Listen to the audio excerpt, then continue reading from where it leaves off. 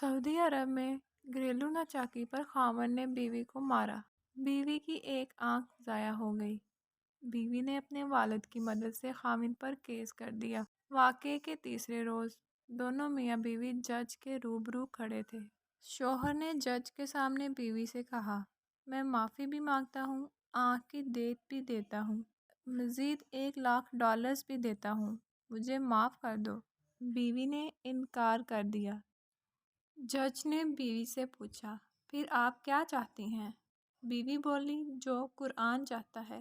جج نے قلم اٹھایا، فیصلہ لکھا اور اٹھ کر چلا گیا۔ وکیل نے فیصلہ پڑھ کر حاضرین کو سنایا۔ لکھا تھا، اس عورت کے خاوند کو لے جاؤ اور اس کی ایک آنکھ نکال دو۔ اس واقعے سے ہمیں یہ سبق ملتا ہے کہ عورت کو حقیر جان کر اس پہ ظلم نہیں کرنا چاہیے، وہ بھی اللہ تعالیٰ کی ایک نازک اور پیاری مخلوق ہے۔